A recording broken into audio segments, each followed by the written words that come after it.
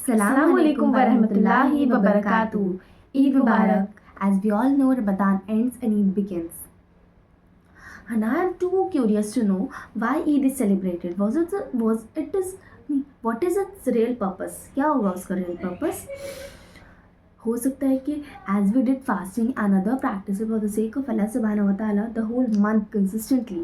So हो सकता है कि अल्लाह ने हमें ये रिवॉर्ड दिया और इस consistent efforts को और contribution को celebrate करने के लिए कहा in the form of Eid.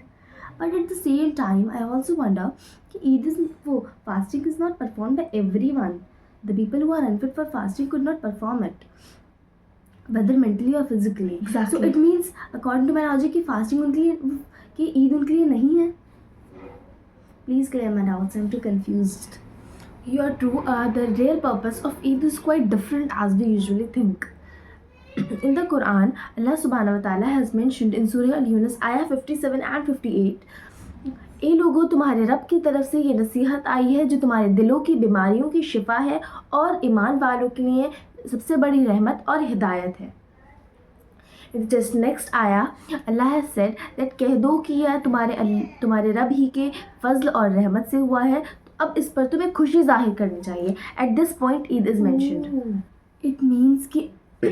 It means कि Eid is celebrated because of the beginning of the revelation of the Quran and the last. Yeah, exactly. Ramadan में हमने जो जिहाद किया, हमने the efforts we have pulled, हमने जो efforts लगाए, हमने जो efforts किए, अपने नफ्स पर काबू किया, जिहाद किया, मसलसल कोशिश की, अल्लाह से ताल्लुक़ बढ़ाने की कोशिश की, अल्लाह के कलाम से जुड़े. ऑल दीज एफर्ट्स एक बड़ी जिहाद की तरफ लेकर जा रहा है. अब ये कुरान आ गया, सबसे बड़ी हिदायत, एक बहुत बड़ी गाइडेंस आ गई हमारे लिए, सबसे बड़ी हिदायत आ गई. Now we have to fulfil the purpose of the revelation of Quran, कि रिवलेशन का पर्पस फुलफिल करना है, उससे हमें हिदायत देनी है, हमें उसको अपने लाइफ में हिदायत अडॉप्ट करना है. एग्जैक्टली, हिदायत बनाना है. कि या exactly it means we need to keep two things in mind. Firstly कि हमने जो प्रैक्टिसेस की रमदान में अल्लाह से रिलेशनशिप डेवलप करने की, इंशाल्लाह except fasting will continue these. हम कंटिन्यू करेंगे, कोशिश करेंगे, अपना बेस्ट देंगे कंटिन्यू करने में till the next Ramadan. Secondly हमें Eid, we will celebrate Eid with its true spirit. उसकी असल स्पिरिट से ईद को सेलिब्रेट करना है. क्योंकि अल्लाह ने कुरान में सिर्फ एक ही बार खुशियाँ मनाने का जिक्र करा है, वो भी सिर्फ ईद पर.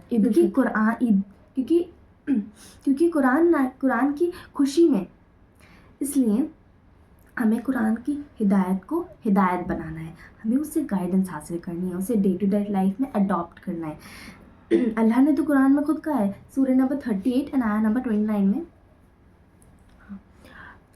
किताबुन अंज़लनाहु इलैका मुबारकुन लियदब्बरू आयातिही वलियज़क्करू उलुल अलबाब. हमने तुम्हारी तरफ एक ऐसी किताब नाजिल की है जो बड़ी बाबरकत है, ताकि लोग उसकी आयतों पर गौर करें और अक्ल वाले उससे नसीहत हासिल करें. हमें उससे नसीहत हासिल करनी.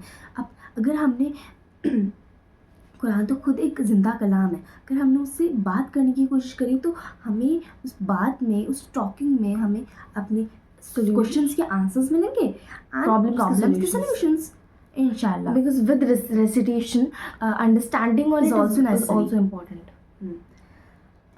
So that's all for today. Yeah, let's regain the true spirit of Eid al-Fitr and celebrate it with it. Allah Hafiz. Meet you in the next video. Thanks for watching. Thanks for watching.